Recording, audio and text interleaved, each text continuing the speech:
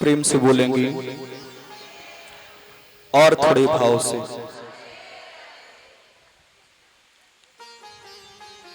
पावन मां गंगा का किनारा, वट वृक्ष की पावन छाया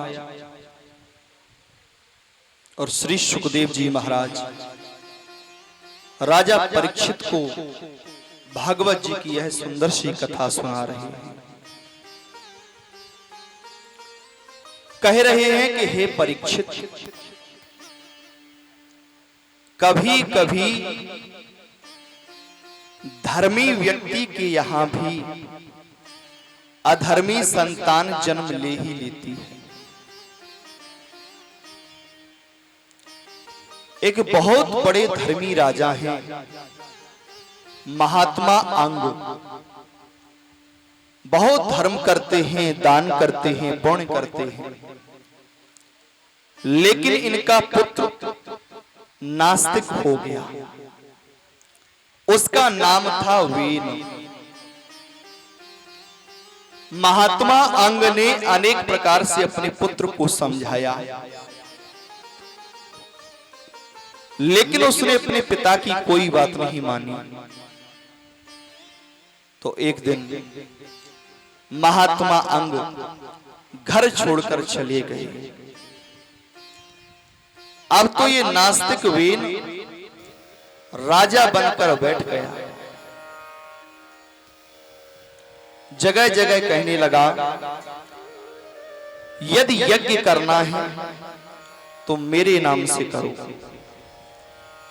यदि पूजन करना है तो मेरे नाम से करो, कुछ भी दान करना है तो मेरे नाम से करो। मैं ही साक्षात भगवान हूं, दूसरा कोई भगवान नहीं है। अब तो संत महात्माओं को बड़ा क्रोध आया। ये भगवान की पूजा बंद करवाना चाहता है और अपनी पूजा करवाना चाहता है। इसे दंड अवश्य मिलना चाहिए। बहुत से संत एकत्रित होकर आज वेन के पास आई, वेन को समझाया, वेन ये ठीक नहीं है, क्यों भगवान की पूजा बंद करवाना चाहती हो? भगवान तो अनादिकाल से थे, आज हैं, आगे रहेंगे। तू पहले नहीं था, आज तो है, कल भी नहीं होगा। क्यों इस प्रकार की अशांति फैला रहा है? वेन ने संतों की बात नहीं मानी, तो आज संतों ने जैसे ही हुंकार भरी तो वेन का प्राणांत हो गया। अब संतों ने विचार किया कि बिना राजा के राज्य कैसे चलेगा। राज्य में राजा होना भी अनिवार्य है, तो क्या करें?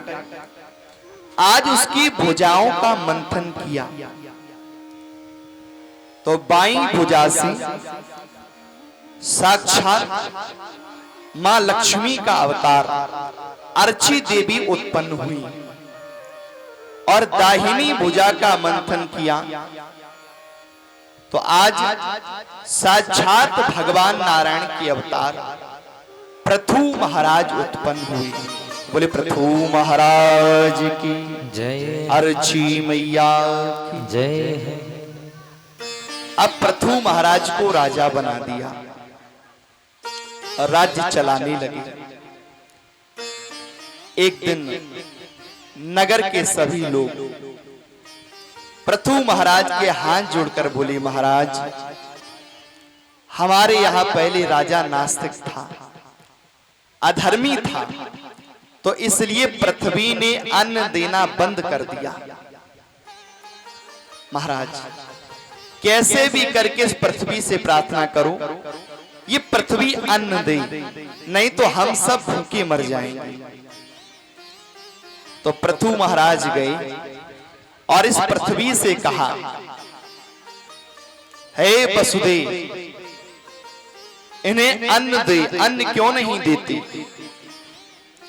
आहा, तो आज पृथ्वी मैया गाय का रूप बनाकर पृथु महाराज से कहने लगी, महाराज मैं कहाँ रहूं इस दुनिया में जहां पुण्य भी बेचे जाते हैं। तप धैर्य धर्म और उपासना सद्भाव भी बेचे जाते हैं। जहां पूज्य मात धरणी सी बिकी, बिक रहा गगन सा रखवाला। जहां पहले थे मंदिर आश्रम, वहां खुले हुए हैं मधुशाला। बिक रही उस्मा दिनकर की, तारे सस बेचे जाते हैं। मैं कहाँ रहूं इस दुनिया में जहां पुण्य भी बेचे जाते हैं। और क्या बिक गया? अर्थी से उतर के बिका कफन, शमशान भी बेचे जाते हैं। और इंसानों की औकात ही क्या, भगवान भी बेचे जाते हैं। भगवान भी बेचे जाते हैं। प्रभु आप बताओ, इस पृथ्वी की इतनी दुर्दशा हो गई, इतनी अधर्मी लोग हुए। पृथु महाराज ने कहा, वसुदेव तुम अन्न देना प्रारंभ कर दो। अब जगह जगह पूजा पाठ होगी, भगवान का नाम होगा, भगवान का कीर्तन होगा, भगवान की कथाएं होंगी। इसके बाद वसुधा ने अन्न देना प्रारंभ किया। ध्यान से समझना, वर्णन आता है। इससे पहले पृथ्वी का नाम वसुधा था और पृथु महाराज के नाम से इस वसुधा का नाम पृथ्वी पड़ा। एक नाम पृथ्वी का रत्न गर्भा है, एक नाम क्षमा है, अनेक नाम हैं इस पृथ्वी के। तो पृथु महाराज के नाम से इसका नाम पृथ्वी पड़ा। एक बार प्रेम से बोल दें और थोड़े भाव से। श्री सुखदेव जी महाराज राजा परीक्षित को कथा सुना रहे हैं। परीक्षित, तुम्हें मृत्यु का भय सता रहा है, क्योंकि 7वें दिन तक्षक सर्प के डसने से तुम्हारी मृत्यु होगी। लेकिन परीक्षित, हम जो तुम्हें कथाएं सुना रहे हैं, ये तुम बस मन से भगवान की कथाएं सुनते रहना। इन कथाओं को सुनने से तुम्हारा मृत्यु का भय समाप्त हो जाएगा। बड़ी सुंदर कथा सुनाई। कानि कुब्जे द्विजा कश्चित्, दासी पतिरो अजामिला। नामनः नष्ट सदाचारो, दास्या संसर्ग दूषिता। कान्यकुब्जे द्विजा कश्यप, एक कान्यकुब्ज नामक नगर है। आज वर्तमान में कान्यकुब्ज को कन्नौज कहते हैं। और यहां एक अजामिल नामक ब्राह्मण रहता है। इसका विवाह हो गया, बच्चे हैं, भरा पूरा परिवार है। यह ब्रह्म कर्म करता है, ब्राह्मण कर्म करता है। एक दिन पिता ने कहा, अजामिल मेरे लिए पूजा के हेतु पुष्प लेकर आ। एक बगीचे में आज अजामिल पुष्प लेने गया तो एक बहुत सुंदर वेश्या को देखा। वेश्या को देखकर सुध बुध खो बैठा, अपना घर छोड़ दिया, बच्चों को छोड़ दिया, पत्नी को छोड़ दिया और उसी वेश्या का संग कर लिया, वेश्या के साथ में चला गया। ये भगवान की कथा बताती है, यदि हमारे संस्कार प्रबल नहीं होंगे, यदि हम लोगों ने अच्छी संगति नहीं की होगी, यदि गुरु की कृपा नहीं होगी, यदि भगवान की कथाएं नहीं सुनी होंगी, तो कभी भी हमारे ऊपर काम, क्रोध, लोभ, मोह सवार हो सकता है। बस इसी के लिए कथाएं हैं कि हम काम, क्रोध, लोभ, मोह से बचें। ये अजामिल आज काम से नहीं बच पाया, वेश्या का संग कर लिया, घर छोड़ दिया। उस वेश्या के संग से इसे 9 पुत्र उत्पन्न हुए। एक दिन उसी नगर में, जिस नगर में अजामिल वेश्या के साथ में रहता था, कुछ संत महात्मा आई, रात्रि में विश्राम चाहते थे, तो लोगों ने हंसी में उसी अजामिल और वेश्या का घर बता दिया। तो संत महात्मा आज उसी वेश्या के दरवाजे पहुंच गए। संतों ने उस वेश्या से कहा, देवी हम संत महात्मा आज यहीं रात्रि विश्राम करना चाहते हैं, सुबह चले जाएंगे और भोजन भी करना चाहते हैं। तो उस वेश्या ने मन ही मन सोचा, आज हमारे दरवाजे संत पधारे हैं, तो हमारा तो बड़ा सौभाग्य है और संतों को भोजन कराने को मिलेगा, तो ये तो परम सौभाग्य हो गया। बड़े भाग तब जानिए जब मिलने आवे संत, संतन को मिलनो करे, सब कष्टन को अंत। आहा, हमारा सौभाग्य है, संत पधारी।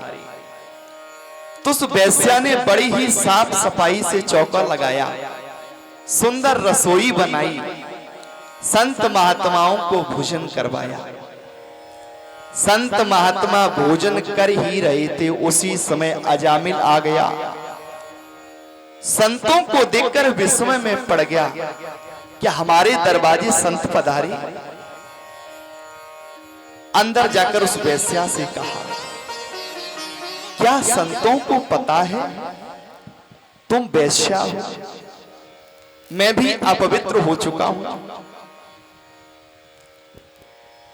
आज पूरी रात अजामिल और उस वेश्या ने आपस में चर्चा की कि संत आए हैं, हमारे दरवाजे रुके, भोजन किया, लेकिन जाएंगे, उन्हें पता चलेगा तो पता नहीं श्राप देंगे कि आशीर्वाद देंगे।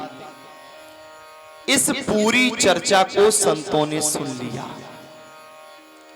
सुबह होते ही जब संत महात्मा जाने लगे तो अजामिल चरणों में गिर पड़ा। प्रभु जा रही हो, महाराज मेरा कल्याण कैसे होगा? संतों ने कहा, भैया अजामिल, हमने तेरी पूरी राम कहानी सुन ली।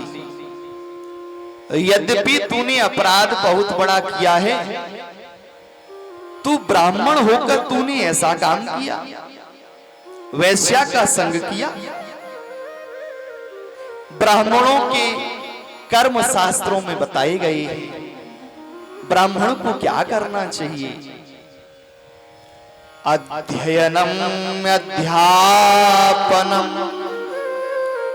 यजिनम याजिनम तथा दानम प्रतिग्रहीशैव ब्राह्मणानाम कलायत। अध्ययनम अध्यापनम, ब्राह्मण को चाहिए पहले अध्ययन करे, खूब पढ़े, फिर अध्यापनम, फिर दूसरों को पढ़ाए, शिक्षा दे, ज्ञान दे। ब्राह्मण को चाहिए पूर्ण प्रयास करे कि पूरा समाज शिक्षित हो, ज्ञानवान हो। ये ब्राह्मण को प्रयास करना चाहिए। यजिनम याजिनम तथा, बोले महाराज यज्ञ करने वाला हो और ब्राह्मण यज्ञ कराने वाला हो। फिर महाराज दानम प्रतिग्रहीशैव,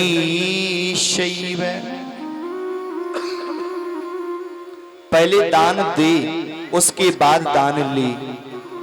इस बात को समझना अति आवश्यक है। पहले ब्राह्मण को चाहिए कि दान करे, उसके बाद दान ग्रहण करे।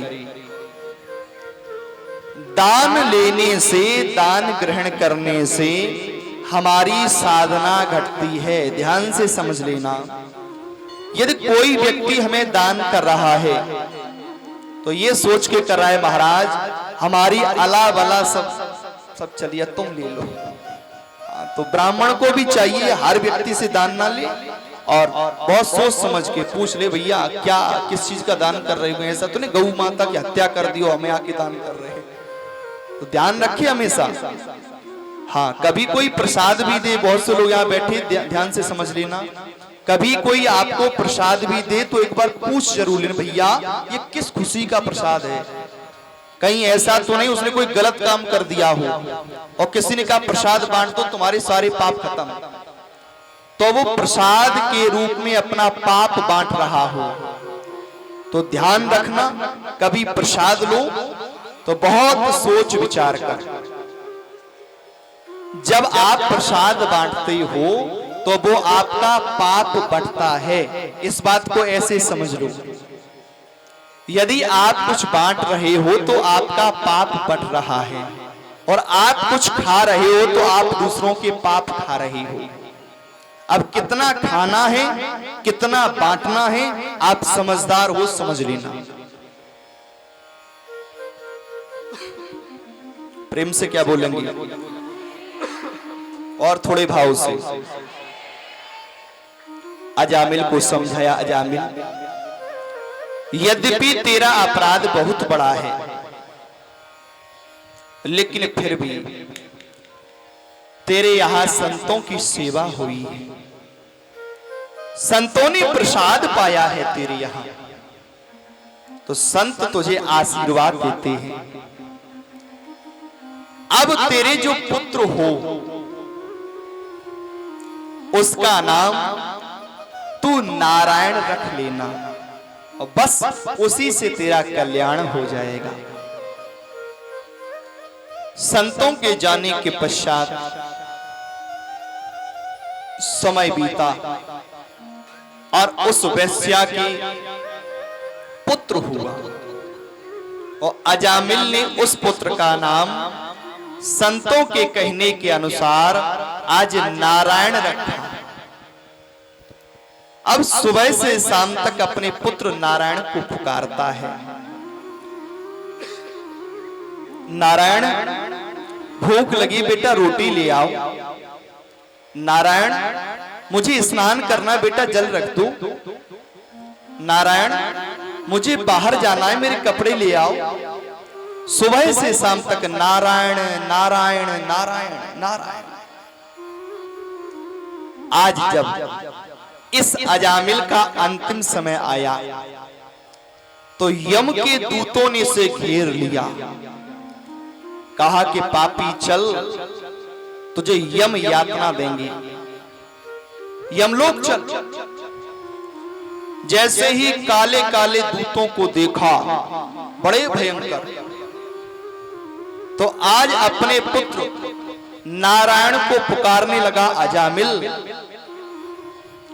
ओ नारायण ओ नारायण ओ नारायण ओ नारायण ओ नारायण ओ नारायण ओ नारायण ओ नारायण ओ नारायण ओ नारायण ओ नारायण।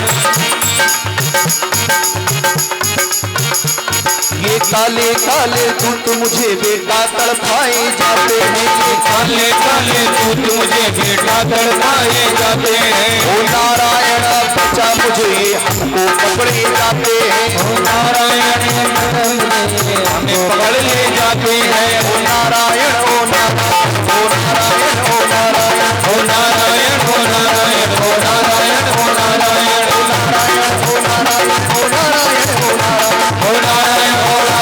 ओ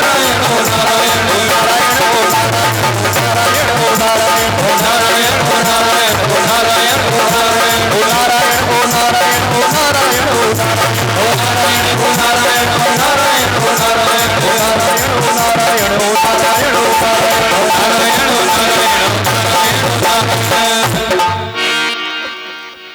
जैसे ही पुत्र नारायण को पुकारा घबरा कर, तुरंत भगवान की पार्षद आ गए। यम के दूतों को रोक दिया, तुम इसे नहीं ले जा सकते। तो यम के दूतों ने कहा भैया इसने आप लोगों को नहीं पुकारा, आपके स्वामी का नाम नहीं लिया, फिर अरे इसने अपने पुत्र नारायण को पुकारा। तो भगवान के पार्षदों ने पूछा यम के दूतों से, हमें एक बात का जवाब दो, नारायण नाम भगवान का पहले है या इसके पुत्र का पहले रखा गया? तो बोले भगवान का पहले है, तो भगवान का ही नाम माना जाएगा, इसलिए आप लोग इसे नहीं ले जा सकते, छोड़ दो इसे। यम के दूत चले गए, भगवान के पार्षद भी चले गए। इसके बाद अजामिल ने विचार किया कि भगवान का नाम लेने मात्र से आज यम के दूतों ने हमें छोड़ दिया, और जबकि हमने अपने पुत्र नारायण को पुकारा था, और यदि कहीं वास्तविक मन से श्रद्धा विश्वास के साथ में हमने भगवान का नाम लिया होता तो शायद है कि भगवान आ जाते, हमें अपने हृदय से लगा लेते। देखो भगवान का नाम क्या है? तारक, मंगल करने वाला है, ये तारने वाला है भगवान का नाम। इस बात को ऐसे समझ लो, जैसे कहीं विष रखा हुआ है और आप विष को पी लें तो क्या होगा? आप जान के पिए या अनजाने में पिए, आपको मरना ही पड़ेगा यदि आपने विष पी लिया। और यदि आपने कहीं लाइट वाले करंट वाले तार को छू लिया तो क्या होगा? आपको करंट लगेगा, झटका लगेगा, मर भी सकते हैं। जिस प्रकार से विष में मारक शक्ति है, अग्नि में, इस करंट में, लाइट में दाह करने की शक्ति है, ठीक इसी प्रकार से भगवान के नाम में तारक शक्ति है। भगवान का नाम तारने वाला है, कल्याण करने वाला है, मंगल करने वाला है। फिर आप मन से भगवान का नाम लो या बेमन से लो, आपका कल्याण होगा ही होगा।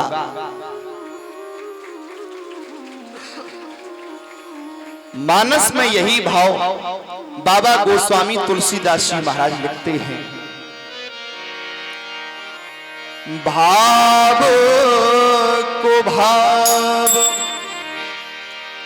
अनख आलस हूँ, भाव को भाव अनख आलस हूँ, नाम जपत मंगल दिश दशहु नाम जपत मंगल दिश दशहु भावुक भाव अलग आलसहु भावुक भाव अलग आलसहु नाम जपत मंगल दिश दशहु नाम जपत मंगल दिश दशहु मंगल भवन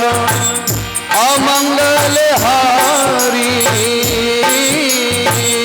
मंगल भवन अमंगल हारी प्रभु सुदस रथ हरी प्रभु सुदस रथ हरी प्रभु सुदस रथ प्रेम से बोलेंगे। तो ये भगवान की कथा हमें सिखाती है, हमें आपको चाहिए सदा सर्वदा भगवान का नाम लेते रहें, मन से बेमन से भाव से कुभाव से आलस में कैसे भी भगवान का नाम लो। अपनी वाणी को ये आदत डलवाओ कि हमारी वाणी से भगवान का नाम निकले। एक बार प्रेम से बोल दो। श्री सुखदेव जी महाराज वर्णन करते हैं परीक्षित, जिस प्रकार से अधर्मी व्यक्ति के यहां धर्मी व्यक्ति उत्पन्न हो सकता है, उसी प्रकार से धर्मी के यहां अधर्मी भी उत्पन्न हो जाते हैं। जैसे महात्मा अंग के यहां राजा वेन नास्तिक उत्पन्न हुआ, इसी प्रकार से हिरण्यकश्यप दैत्य के यहां भगवान का भक्त प्रहलाद उत्पन्न हुआ। जब से भगवान नारायण ने 12 रूप ग्रहण करके हिरण्याक्ष का वध किया, तब से हिरण्यकश्यप भगवान नारायण से शत्रुता रखने लगा। इसकी पत्नी का नाम है कयाधु और इसके 4 पुत्र उत्पन्न हुए, आह्लाद, अनुलाद, सहलाद, प्रहलाद। जिस समय हिरण्यकश्यप कठोर तपस्या कर रहा था, तो देवराज इंद्र ने विचार किया ये कठोर तपस्या कर रहा है और इसकी पत्नी गर्भवती है कयाधु, तो कहीं ऐसा न हो कयाधु के गर्भ से कोई दैत्य उत्पन्न हो जाए, और ये तपस्या कर रहा है तो वो बड़ा बलशाली होगा।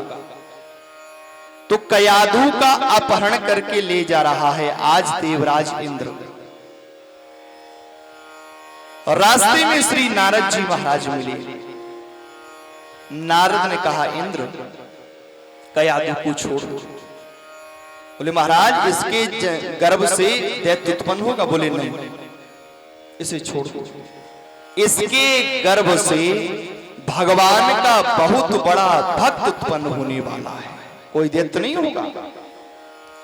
कयाधु को नारद जी अपने साथ में ले गए, अपने आश्रम में रखा, तो वहीं गर्भ से ही अच्छे संस्कार उस बालक को मिले। देखो, माता बहन बेटी को चाहिए जैसे ही बालक गर्भ में आए, बालिका गर्भ में आए, कोई भी बच्चा गर्भ में आए, तभी से संस्कारी रहना प्रारंभ कर दें। प्रयास करें इन आंखों से कुछ गलत ना देखें। प्रयास करें, इन कानों से कुछ गलत ना सुने। प्रयास करें अपनी वाणी से किसी को गलत ना बोलें। जब बच्चा आपके गर्भ में हो, गर्भ से ही संस्कार देना प्रारंभ करना होगा, और संस्कार गर्भ से ही दिए जाएंगे, तभी हमारा बच्चा अच्छा होगा। और गर्भ में बच्चा आया और आपने बच्चे को अच्छे संस्कार नहीं दे पाए, गर्भ से ही आप उल्टा सीधा खाती पीती हैं, आंखों से उल्टा सीधा देख रही हैं, कानों से उल्टा सीधा सुन रही हैं, वाणी से उल्टा सीधा बोल रही हैं, तो आपके गर्भ में जो बच्चा है उस पर भी प्रभाव पड़ेगा। किसी कवि की 4 पंक्तियां हैं। जब छोटे छोटे वस्त्र पहनकर मां ही घर से निकलेगी, तो इसमें कुछ संदेह नहीं, बेटी का ढंग भी बदलेगा। और घर की दीवारों पर यदि वेश्याओं की छवियां होंगी, तो एक ना एक दिन तेरे घर का बच्चा भी रंग बदलेगा।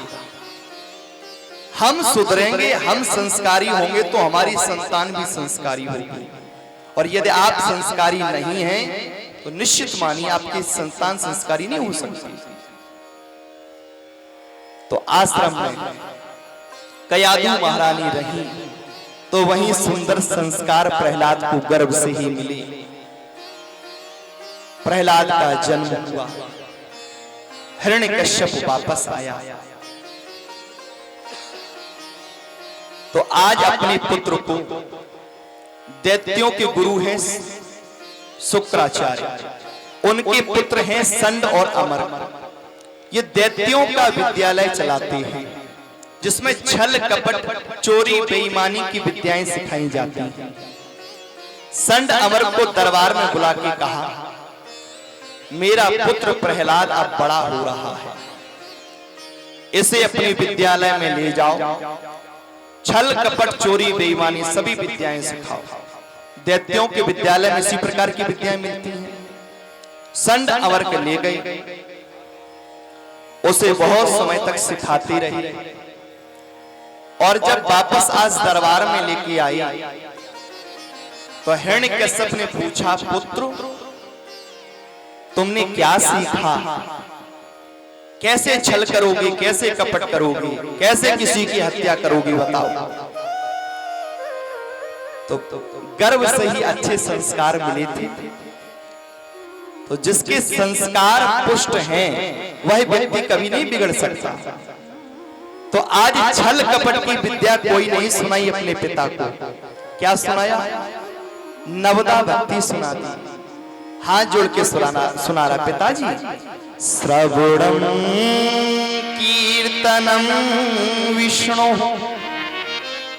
स्मरणम पादसेवनम अर्चनम वंदनम दास्यम सख्यम आत्मनिवेदनम। पिताजी से कह रहा है, पिताजी श्रवणम, ये जो हमें कान मिले हैं ये किसके लिए मिले? बोले भगवान की कथा सुनने के लिए।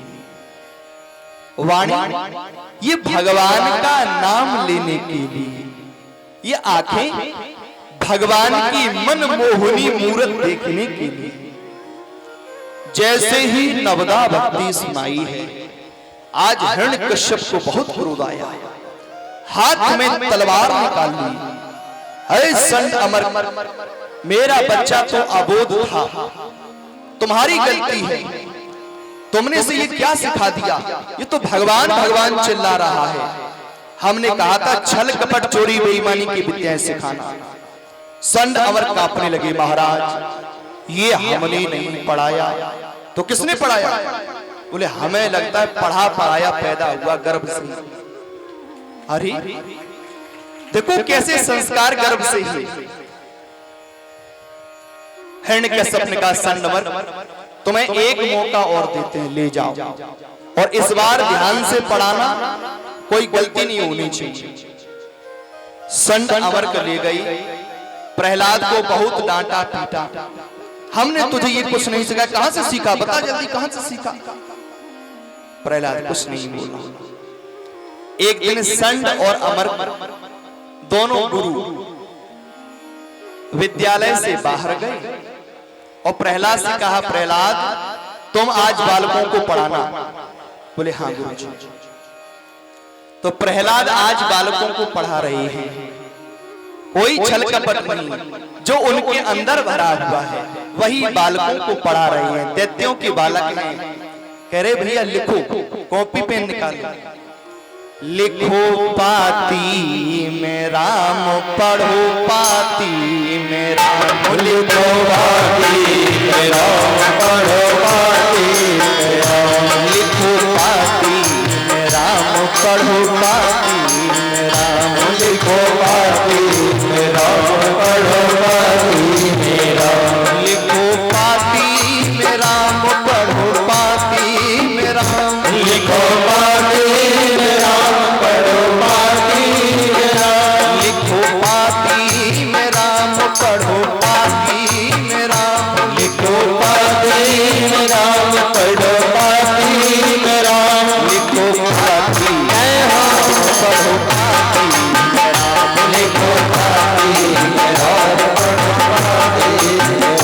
लिखो पाती में राम, पढ़ो पाती में राम, लिखो पाती में राम, पढ़ो पाती में राम, लिखो पाती में राम, पढ़ो पाती में राम। कुछ जरूरी सूचना पूज्य आचार्य जी के द्वारा, और उसके बाद पुनः आप लोगों को कथा की विधा से जोड़ेंगे। मन वही रखना है। आइए प्रेम से बोलेंगे, राधे राधे। जैसे ही संत और अमर गाई, ओहो, ये खुद तो हमेशा भगवान का नाम लेता रहता है और हमारे दैत्य बालकों को बिगाड़ रहा है, भगवान का नाम सभी के मुख से निकलवा रहा है। आज प्रहलाद को पकड़ा, हिरण्यकश्यप के दरबार में ले गए। महाराज हम आपके पुत्र को नहीं पढ़ा सकते, ये खुद तो भगवान का नाम लेता ही है और हमारे दैत्य बालकों को भी बिगाड़ रहा है, उन्हें भी भगवान का नाम पढ़ा रहा है। हिरण्यकश्यप को बड़ा क्रोध आया, मारने का आदेश दे दिया, इस प्रहलाद को मार दिया जाए। बड़े बड़े पर्वतों से फेंकवाया, हाथी के आगे डलवाया, विष दिया, होलिका से जलवाया, लेकिन प्रहलाद की सच्ची भक्ति थी, सच्ची निष्ठा थी, तो उसका बाल भी बांका नहीं हुआ। हिरण्यकश्यप ने आज दरबार में खड़े होकर हाथ में तलवार ली और प्रहलाद से ही पूछा, प्रहलाद तू बड़ा भगवान भगवान करता है, बता तेरा भगवान कहां है, कहां है तेरा भगवान।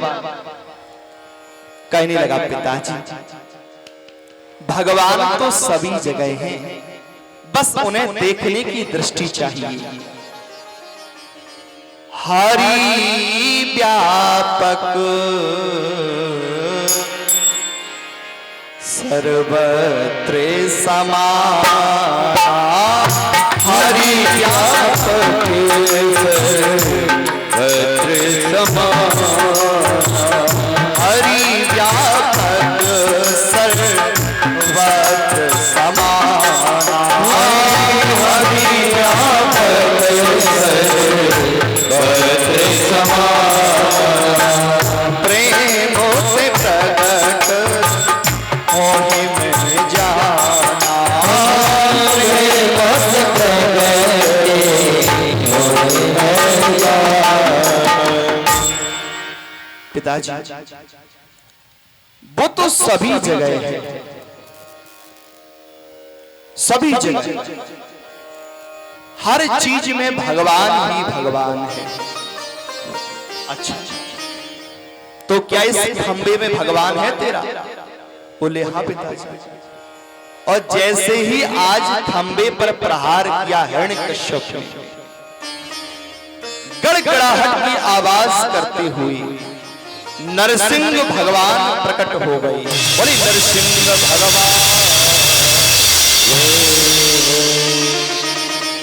आधे नर और आधे सिंह हिरण्यकश्यप को उठा लिया, क्रोध में जीव निकाल रहे हैं, लाल लाल नेत्र भगवान के। और बीच दहलीज पर जाके कहा हिरण्यकश्यप अब तू मरने वाला है, तेरा अंतिम समय है। हिरण्यकश्यप हंसने लगा, महाराज नहीं मरूंगा। क्यों? मुझे ब्रह्मा जी का वरदान प्राप्त है, माने ब्रह्मा जी की कठोर तपस्या की है। क्या वरदान है? बोले प्रभु ना तो मैं दिन में मरूंगा ना मैं रात्रि में मरूंगा। बता। नरसिंह भगवान ने कहा देख, ना ये दिन है ना रात्रि है, ये संध्या का समय है। कोई बात नहीं, ना मैं अस्त्र से मरूंगा ना मैं शस्त्र से मरूंगा। भगवान नरसिंह ने कहा ये मेरे नाखून हैं, ये बता अस्त्र है कि शस्त्र है? बोले ये तो ना तो अस्त्र है ना। बोले इन्हीं से तेरा पेट फाड़ूंगा। कोई बात नहीं, मैं ना ऊपर मरूंगा ना नीचे मरूंगा। भगवान ने कहा देख ले, तू ना तो ऊपर है ना नीचे, मेरी गोद में है। ठीक? ना मैं मनुष्य से मरूंगा ना मैं पशु से मरूंगा। भगवान ने कहा एक बार मुझे गौर से देख, मैं ना तो पूरा मनुष्य हूं और ना पूरा पशु हूं, आधे नर और आधे सिंह। अच्छा, तो 12 महीने में मैं किसी में नहीं मरूंगा। बोले 13वां महीना है पुरुषोत्तम मास, ये जो अभी निकल के गया श्रावण का है ना, पुरुषोत्तम मास, कहीं लोंद का महीना बोलते। बोले 13वां स्पेशल तेरे लिए बना है। और भगवान ने ब्रह्मा जी के वरदानों की रक्षा की और उसका प्रणांत कर दिया। बोले नरसिंह भगवान की जय। अब भगवान का इतना विकराल रूप हो गया, देवता लोग भगवान की स्तुति करने आए तो डर गए और डर के दूर भाग गए। ओहो, भगवान का इतना विकराल रूप, कौन इनके पास में जाए? अच्छा लक्ष्मी मैया को बुला लो, शायद लक्ष्मी मैया चली जाए। लक्ष्मी मैया को बुलाया उन्होंने तो अरे आज हमारे प्रभु बहुत हम नहीं, हाथ जोड़े दूर से। तो भगवान का क्रोध कैसे शांत हो? कुछ देवताओं ने सलाह की, सुनो जो रास्ता बताए वो आगे चले। नरसिंह भगवान किसके कारण आए? बोले छोटा सा ही प्रहलाद है ना, इसी ने कहा था भगवान हर जगह है, इसी के कारण भगवान को आना पड़ा। तो ऐसा करो इस प्रहलाद को आगे करो, अब जो होगा भगवान का क्रोध निकलेगा तो इस प्रहलाद के ऊपर, मरेगा तो ये प्रहलाद मरेगा, इसे आगे भेजो। जा प्रहलाद आगे जा। छोटा सा प्रहलाद बिना डरे नरसिंह भगवान के पास पहुंच गया और हाथ जोड़ के नरसिंह भगवान की स्तुति करने लगा। प्रभु जाही हाथ तारो उबारो हाथ हाथी गए, और जाही हाथ सिंधु में ते लक्ष्मी निकारी है। जाही हाथ गिर को उठाए गिरधारी भई, और जाही हाथ नंद काज नाथो नागकारी है।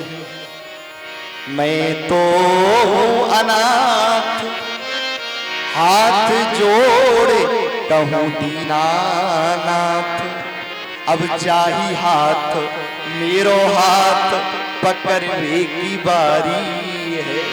हे प्रभु इस प्रहलाद का कोई नहीं आपके अलावा, इस अनाथ का हाथ पकड़ना। दीन दयालु भगवान प्रसन्न हो गए, उठा लिया प्रहलाद को हृदय से लगा लिया, चाटने लगे, दुलार करने लगे, हा लाल हा लाल। कहने लगे प्रहलाद मुझे क्षमा कर। प्रहलाद का प्रभु आप क्यों क्षमा मांग रहे? देखो भगवान का कितना सुंदर भाव। प्रहलाद बोले प्रभु प्यारे अंग कोमल तिहारे हाय, और असुर ने सतायो मम एक नाम गाने में। गिर से गिरायो विसहु पिलायो, और अग्नि में जलायो कसर राखी ना मिटाने में।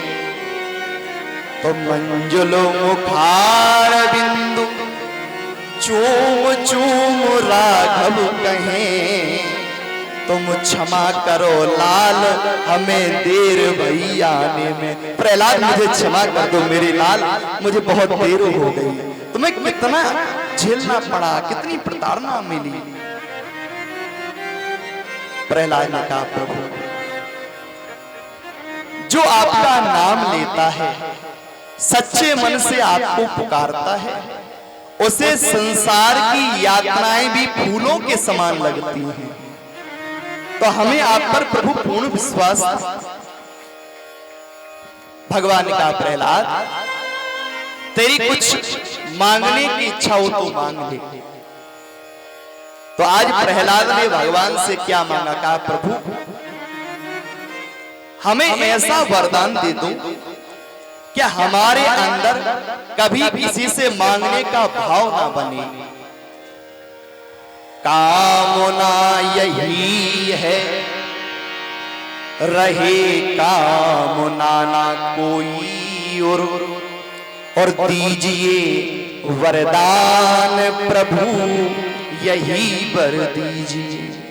और भगवान एक प्रार्थना और है, मंजुल हमारे पूज्य पिता अपने बैरी दीजिए निज धाम प्रभु यही वर दीजिए। हमारे पिता की दुर्गति ना हो, इनकी भी सदगति हो जाए।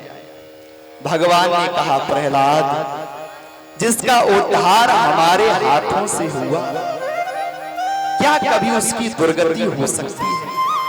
इनकी तो सदगति ही होगी। आशीर्वाद देकर भगवान चले गए। बोले गोविंद भगवान की, भागवत महापुराण जय।